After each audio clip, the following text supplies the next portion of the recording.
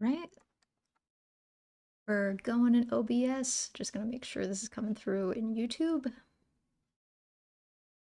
Always a little bit of a delay. All right, I think we're good. Cool. Stream number 10, double digits is exciting. Yeah, let's get into it. Let me see what newsletter subscribers wanted me to be working on for this stream. You might remember last time, actually, before we do that, let me pop over to Figma. So last time we were working on this cell component. I had some awesome questions from Jared that we were able to spend some good amount of time on, and I really appreciated those. So yeah, this is sort of where we left off. We've got a couple variants in a table cell component, and actually, again, just to catch up on, this might be more for myself than for y'all, but these table cell components come from, I mean, this like main area of the you need a budget interface, right? We've got this big kind of panel in the center here, and it looks like a table, but it's actually, that we were inspecting around last time, kind of is made up of, I want to say tree group. That was like a new, I guess it might be a tag, HTML tag that I learned about. But, you know, the way it behaves, this is kind of like a table. We've got rows, we've got columns.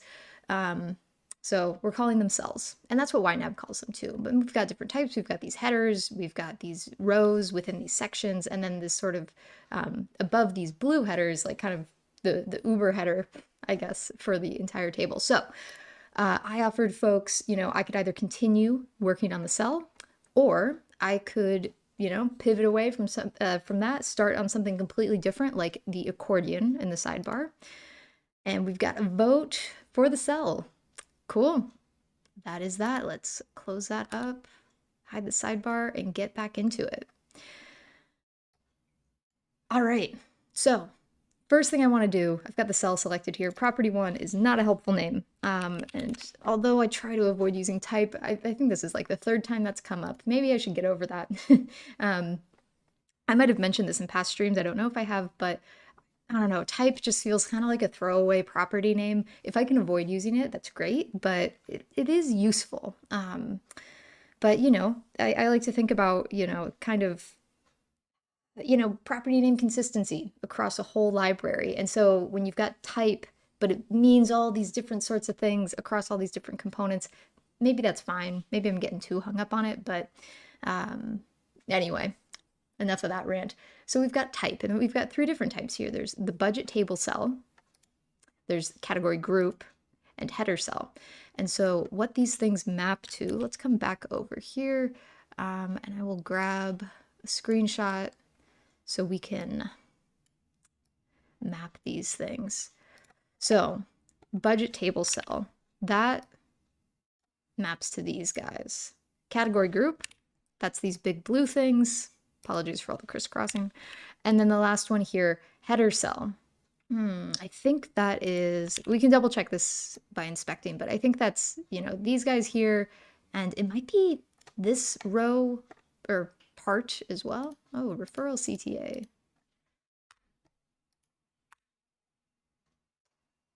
Get that out of the way. So a lot of spaghetti there, but let's just triple check.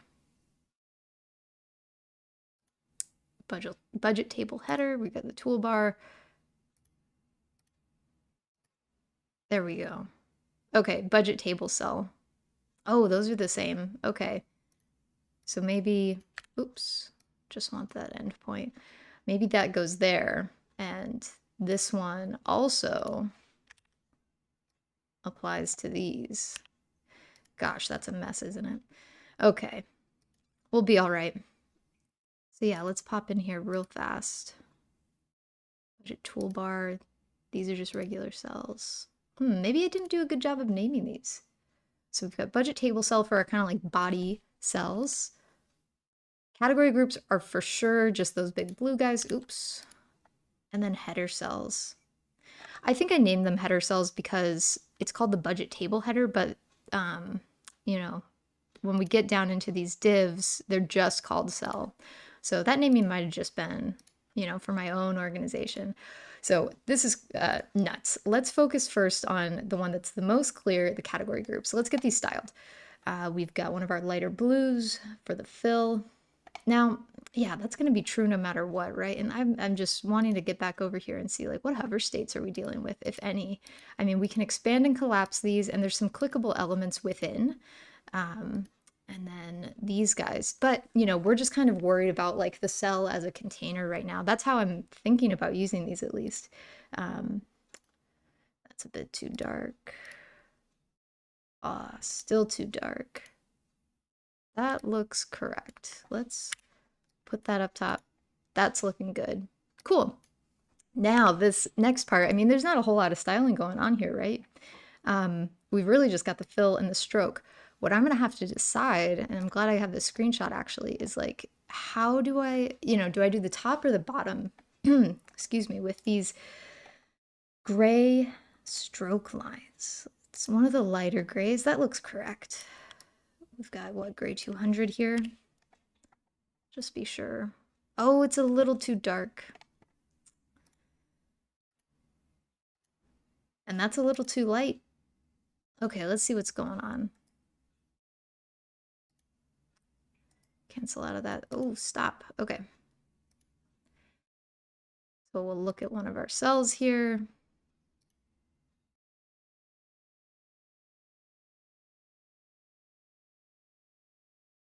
Don't want layout. Okay, the border color is, it looks like a black set to a transparency. Okay. Oh, I so prefer personally working with solid colors because they're a bit more predictable, but let's try this. Let's break that style. We'll do black, set it to 15%, just like we saw. Black, there we go. And that, there it is. That's a good match. Now, the good news is I don't think I don't have to stress too much about that top and bottom. Like, should the stroke be on the top? Should it be on the bottom placement? Because I have a single component to manage that from. So as I start to compose this actual interface, you know, it's a really easy thing to change. So I think what I'm going to do is just have it on the bottom. The reason I'm going with that first is because I see on this like header area, we don't have a stroke on top. And so I think all of these cells are going to have a bottom stroke. And that'll just be how it is. Okay, but I'm getting distracted here. We need to turn this into a style. So I'll call this, let's see. Well, I'm thinking 0, 0, 0, 0, like we'll just, but that's not helpful. Like if other colors need to be transparent too, we'll call this black because it's just pure black at 15%. There might be a better naming convention for that. Again, like oh, and this is new in Figma. Apologies, I can't zoom into the interface, but if you can see where my cursor's at, they're showing like the opaque color, and then they've sort of split it, this little like preview swatch, the circular swatch, and then they've also got the transparency as well. It's kind of like what we're seeing with the hex codes, but okay, maybe this isn't new and it's just new to me. Maybe this has been the case all along, but okay, we've got our style. All right, and that looks good. I'm gonna worry about the contents, like the things that can go inside of a cell, a little bit later. I first want to get all of these guys styled. So we mentioned, let's see, header cell, it's these guys. This one's really easy. We've got white, which, that's not white. That has a little bit of gray going on, and I think my whites and blacks, why can't I scroll in here? Do I not have? I've got more color styles than that. Oh, and let's sort this in here. I might need a separate actually folder for those, so I'll worry about that later. I guess I don't have that many styles. I'm just like kind of like I really can't scroll, but that might be all of them. All right, we've got white. We are going to apply that bottom stroke. And that's that. And then the same goes for these guys. It's actually the same styling. And so instead of selecting all that stuff again, I'm going to do Option Command C to copy the styling and then just paste it up here, but I lost my padding by doing that. So I'm going to undo and just see what I've got. 8 between, 8 everywhere. So it just shifted to 12, but we'll put it back down to 8. Oh, and it looks like it didn't also grab the bottom stroke. Okay, so we've got our stuff styled. Now I'm gonna get rid of all those crazy arrows. Oh, and this is where, oh, we can get rid of that instance too. So now I think we could worry about all the different types of things that could go inside of these cells. And maybe this is where we can start working from top to bottom. We've already got one of them. Let's see, budget table header buttons, right? Which is these guys. They present as buttons. And right, I remember a couple streams ago using an icon that I just happened to have that looked like a plus, but it's not the correct plus. You can see this one's kind of like punched out, whereas this one is more, it's a different style. It's just like the line art. It'll do for now. We can come up and make those, you know, we can swap out icons any old time. So I'm good for now with the structure. So with our budget table header buttons and our budget table, let's make those match header cells. We don't need to repeat the word cell in the property name probably because the entire component is named cell. And we don't do that here either. Category group, header, we'll just call it a header. Ah, but these aren't just the header, that's the thing. They also, well, no, we've got our header cell.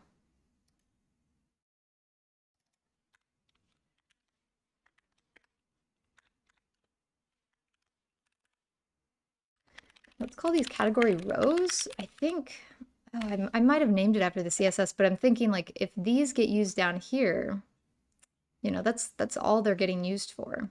I hope I'm being consistent with what I said just a few minutes ago. Let's see. Yeah, let's go with it.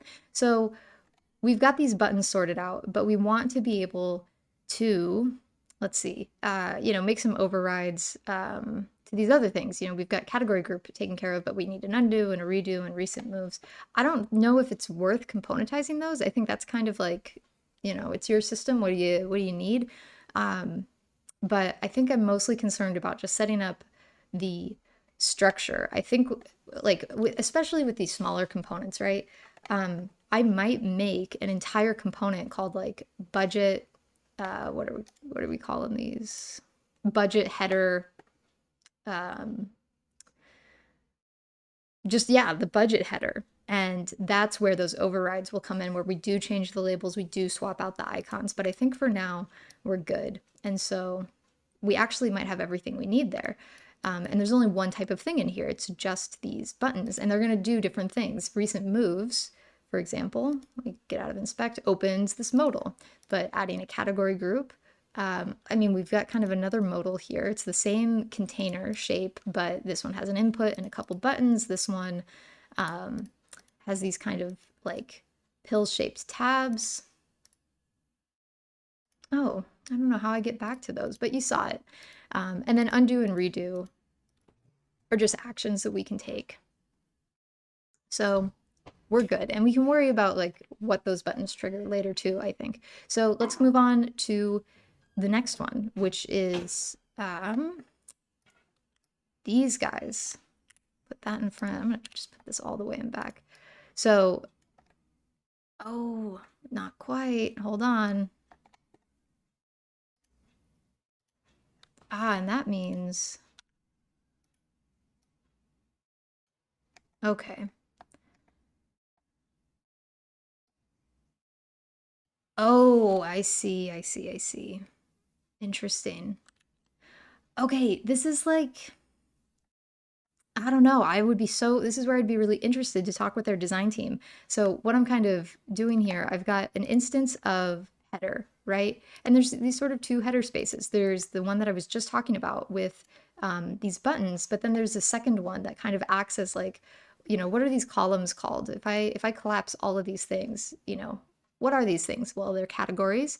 This column is assigned. We've got activity, and they're almost the same height, except you saw I just made that padding adjustment. So we have 13 top and bottom, which fits perfectly here. Now, I might be speaking too soon because the size of these icons and the text might actually be, they are contributing to the height because the overall component is set to hug. But there's like this 1 pixel difference here. You can see when I updated that, now we're a little bit off. So let's go back. 12 is just a more logical number. So let's see what happens when we override some of this. So now we gotta find our headers. Oh, I wish I could get like a preview of what these looked like. We might not have a style for these guys yet. We'll have to see. Button labels. Oh. Welcome, Jared, to the file. I just saw you pop in. Oh, yeah, let's see.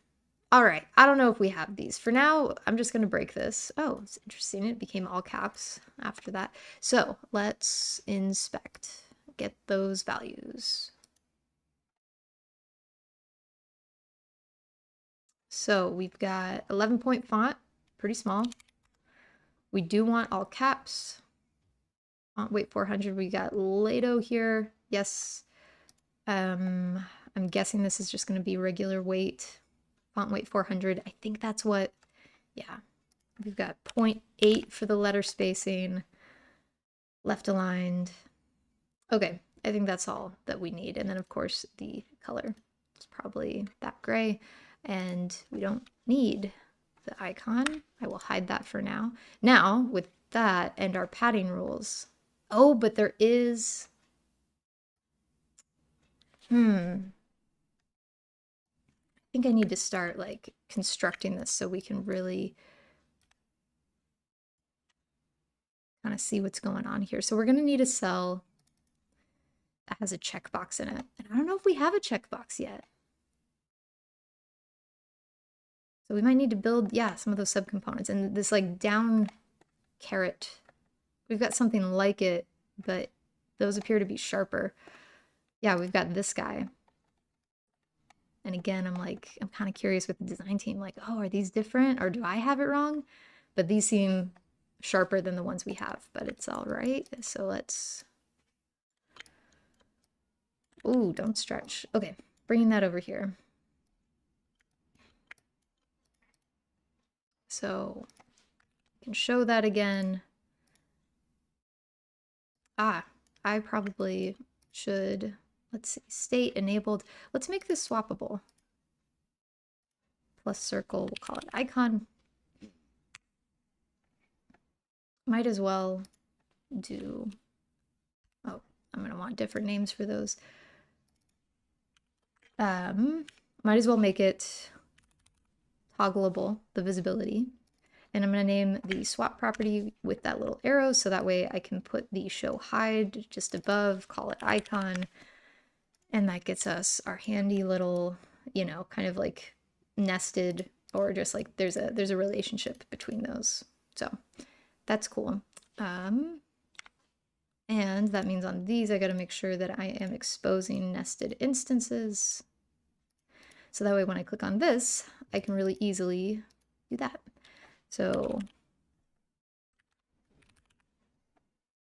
down caret, size isn't right for sure, but yeah, the way these are organized is like these are each their own cells. Even this one, this is kind of like a spacer cell.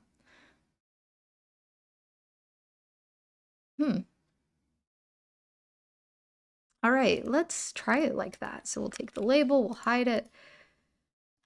And then we've got category. We need another one here for the checkbox. I don't think we have a checkbox yet. So this will be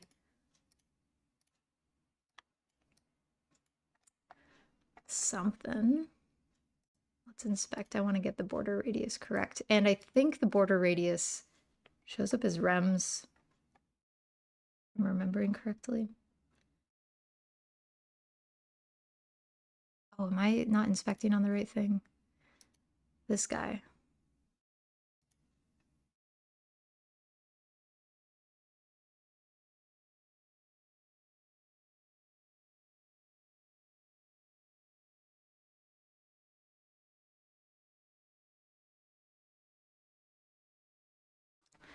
Where is that?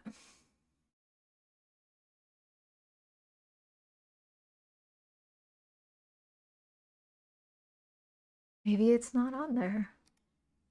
Gotta go up a level? Appearance. Go up. Well, it wouldn't be there, right? That's the whole cell.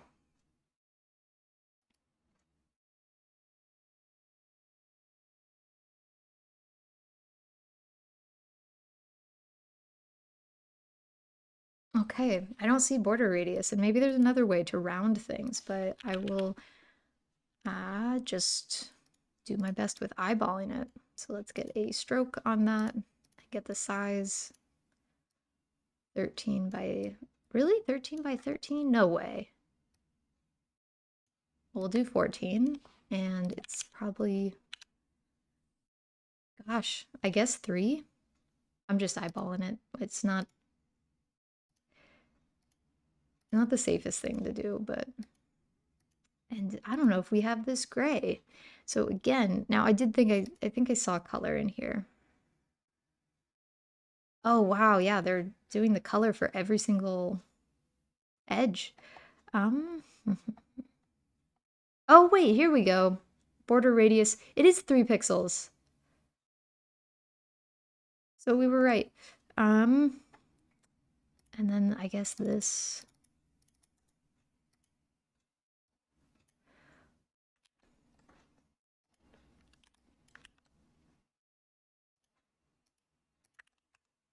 Oh, can I not copy this? All right. 136, 151, 157. 136, 151, 157 at 100%. And we get that. So let's get that in with our grays. Oops. Gray question mark, because I'm not sure color-wise where that's going to sit. It looks like it'll be between 600 and 200. It's kind of, we'll call it 500, I guess. Because it's definitely, well, I don't know, it's kind of squarely between them. 400.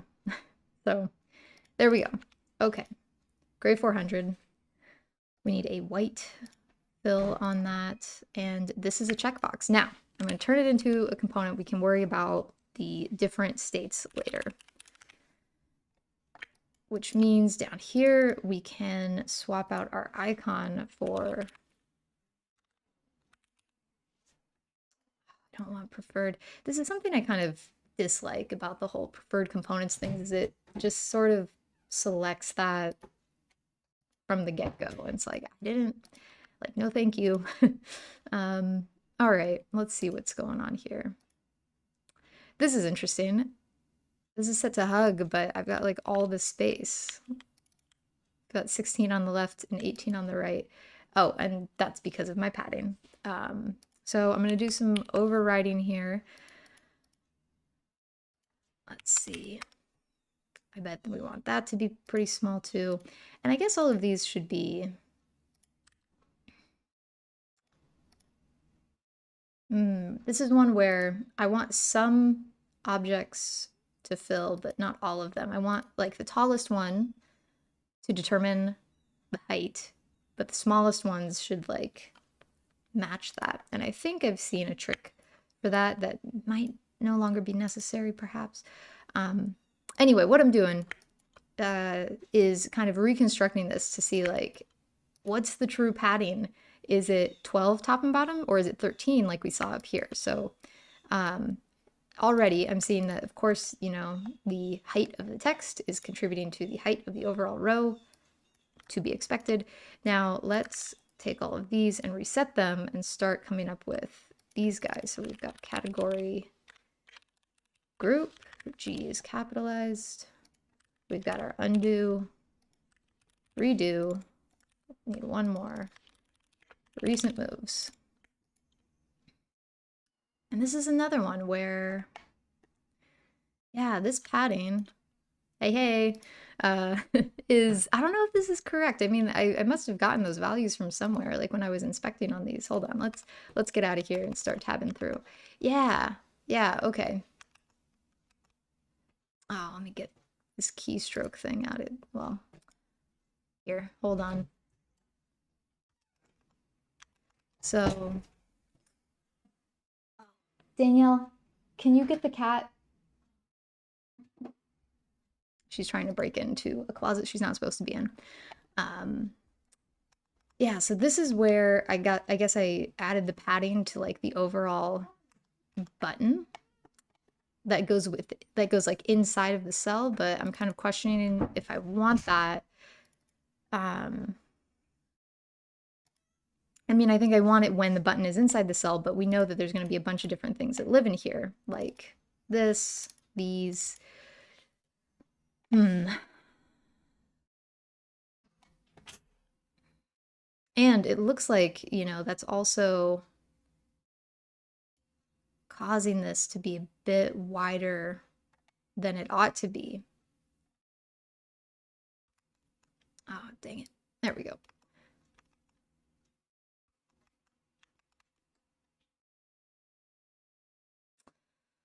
It also looks like I don't have the right like font size going on here. Let me break this real quick. Yeah. This looks like closer to 13. And again, I think that's because, you know, they're using rems. I've only got pixels here in, I think they're using rems. Let's check. But that's what I was noticing during some of my first streams where I was sort of just getting to understand the style things. Let's see.